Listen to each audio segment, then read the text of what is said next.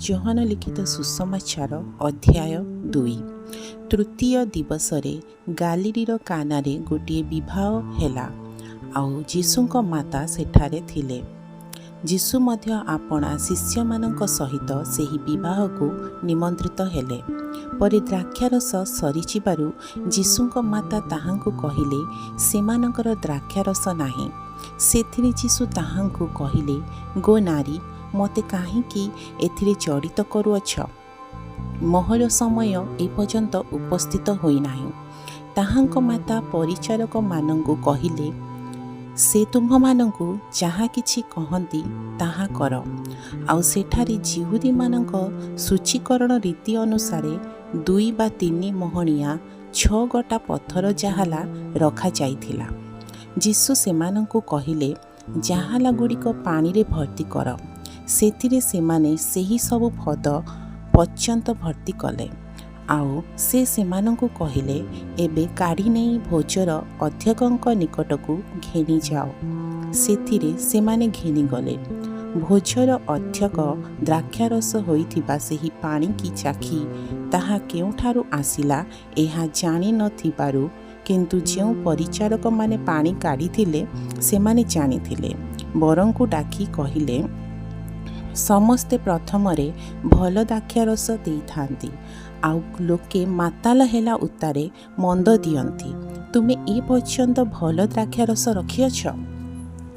जीशु एही प्रकारे गालिलीर कानारे आश्चर्य कर्म आरंभ करी आपणा महिमा प्रकाश कले। आउ ताहांकर शिष्य माने ताहांकठारे विश्वास कले। एथि उठारे से आपणा माता, भ्राताबंधु और शिष्य मानंक सहित कफरनाहुम को गले। पुणी सेमाने सेठारे अधिक दिन रहिले नाही। सेतेबेले जिहुदी मानंकर निस्तार पर्व सन्निकट होइथिला। आउ जीशु जेरुसालेम को गले। पुणी से मंदिर रे गरु, मेंढा और काप्ता व्यवसायी मानंकु आउ मुद्रा व्यवसायी मानंकु बसिथिबा देखि दौड़ी रे गोटिए कोरडा बनाई मेंढा और गरु सहित समस्तंकु मंदिर रु बाहर करदेले। पुणी मुद्रा व्यवसायी मानंकर मुद्रा सबु बिंछि देई सेमानंक मेज गुड़ाक ओलटाई पकाइले। आउ से काप्ता व्यवसायी मानंकु कहिले, एगुड़िक एठारु घेनी जाओ। मोहर पितांकर गृह को वाणिज्यर गृह कर नाही। तुम गृह निमंते उद्योग मते ग्रास करिवो, एहा लेखा अछि बोली ताहांकर शिष्य मानंकर मनरे पड़िला। सेतिरे जिहुदी माने ताहांको उत्तर देले, तुमे जे ए समस्त करिबाकू अधिकार पाइअछ, आम्भ मानंकु सेथिरो की चिन्ह देखाउअछ? जीशु सेमानंकु उत्तर देले, तुमे माने एही मंदिर को विनाश कर, आउ 3 दिन मध्यरे मु ताहा तोड़ी देबी। सेथिरे जिहुदी माने कहिले, एही मंदिर निर्माण करिबा निमंते 46 वर्ष लागि अछि, आउ तुम्हे कोन ताहाकु 3 दिन रे तोड़ी देब? किंतु से आपणा शरीर रूप मंदिर संपदरे कहुथिले।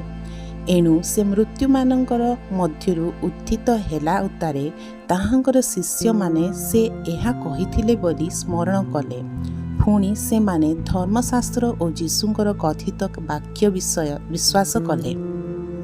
निस्तार पर्वर उत्सव समय रे से जेरुसालेम रे थिबा बेले अनेके ताहांकर साधित आश्चर्य कर्म गुड़िक देखि ताहांक नाम रे विश्वास कले। किंतु जीशु सेमानंकु विश्वास न करी सेमानंक ठारू आपणाकु पृथक रखिले, कारण से सेमानंकु जानुथिले। पुणी केही जे मनुष्य विषय साक्ष्य देव एहा ताहांकर प्रयोजन नथिला, जेणु मनुष्य अंतर रे कौन अछि ताहा से आपे जानुथिले। प्रभु ए वाक्य रे आपण मानंकु आशीर्वाद करंतु।